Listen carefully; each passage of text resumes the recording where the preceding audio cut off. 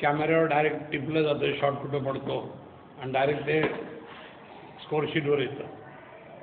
पुणे मॅरेथॉनमध्ये सुद्धा आपण गेल्या वर्षीपासून 2 वर्षापासून सुरू केलेलं आहे. पहिल्या चिप्स आल्या त्या पायात लेसला बांधायच्या होत्या. नंतरच्या चिप्स आल्यात त्या आता चेस्ट नंबरमध्ये ती चिप जाते. जेव्हा फिनिश लाईन तो खेळाडू क्रॉस करतो तेव्हा पहिला कॅमेरा त्याचा टिपतो. त्यानंतर एक 5 मीटरवर दुसरा कॅमेरा असतो, तो दुसरा कॅमेरा टिपतो आणि दोन्हीचं रंबागोत म्हणतात त्या पद्धतीने चेकिंग होऊन त्याचं रिझल्ट मशीन देतं. आपल्याकडचे रनर हुशार असतात, मशीनलाही गंडवायला. परवा एक आपल्याच राज्यातली मॅरेथॉन होती. 3 इंटरनॅशनल प्लेयर होत्या. त्यांनी ठरवून टाकलं, भागवत सर पहिले येतील, अकोटकर दुसरे येतील, किशोर शिंदे तिसरे येतील. प्लॅनिंग व्यवस्थित झालं. 21 किलोमीटरमध्ये कुठेही काही हे नाही. फिनिश लाईनला ठरल्याप्रमाणे राम भागवत पहिले क्रॉस झाले. ते कॅमेऱ्याने टिपले राम भागवत, दुसरे टिपले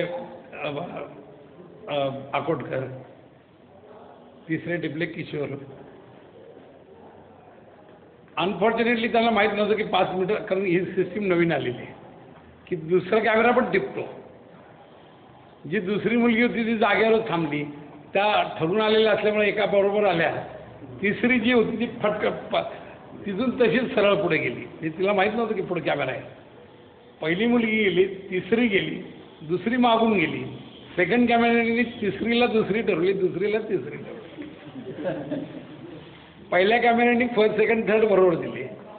रिझल्ट जेव्हा तयार झाला मशीनवर तेव्हा जी दुसरी ठरली होती ती तिसरी झाली, तिसरी ठरली ती दुसरी झाली.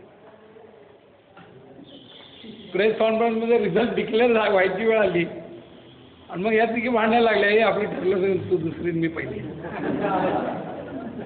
तेव्हा सांगितलं होते की आपण टेक्निकल ऑफिसरची जरुरी कायम लागणार रामभागवतजी, इलेक्ट्रॉनिक असलं तरी.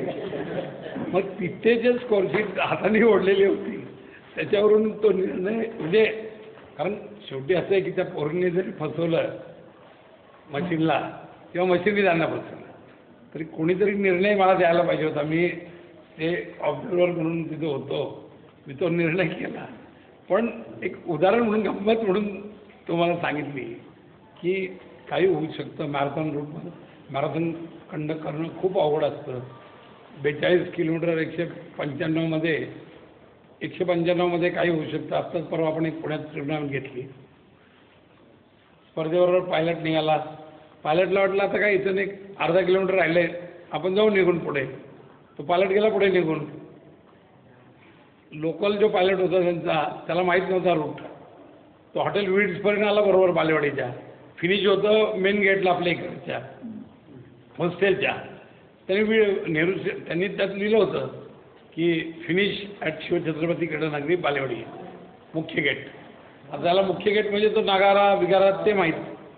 तो राईटने वळला आणि तिकडे नगाऱ्यावर गेला. नगाराच्या तिथं जायला त्याला अर्धा 5 किलोमीटर लागला. गेट बंद होतं. तिथून तो उलटा परत फिरला की हे बंद आहे, तिकडं असेल बहुतेक. तोपर्यंत मागचे चौघं पुढे गेले. त्यांनी रेस फिनिश केली. त्यांनी टेक्निकली सांगितलं की आम्ही फर्स्ट आहोत. फिनिश लाईनवर क्रॉस कुणी केलं आहे, रिझल्ट कोणी आलं.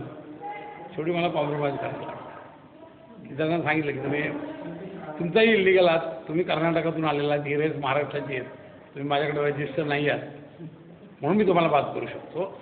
मग ते ॲडजस्टमेंट करून ती रेस आपण कॅरी ऑन केली. असं की मॅरेथॉन ही कंडक्ट करणं जेवढी सोपी आहे तेवढी अवघड आहे. कारण एकाने चूक केली तर उरलेल्या 500 लोकांनी केलेल्या कामाचं चीज होत नाही. जसं आपण पहिली मॅरेथॉन केली होती, पहिल्या मॅरेथॉनमध्ये काहीच अनुभव नव्हता. 80ची मॅरेथॉन रस्ता आपण उरळी कांचन घेतला होता. उरळी कांचनला आता गोखलेंकडे गाडी होती म्हणून गोखलेनं सांगितलं की बाबा तुम्ही गाडी घेऊन जा तिथे गोखले रूट मोजायला. ते स्कूटरवर रूट मोजून आले.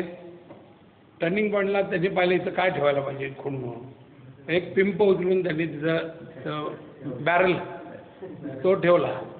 रूट खूप लहान होता त्यावेळेला, म्हणजे ह्या 3 खुर्च्या पण एवढा रूटसुद्धा नव्हता त्यावेळेला. मी ही गोष्ट सांगतो 78ची.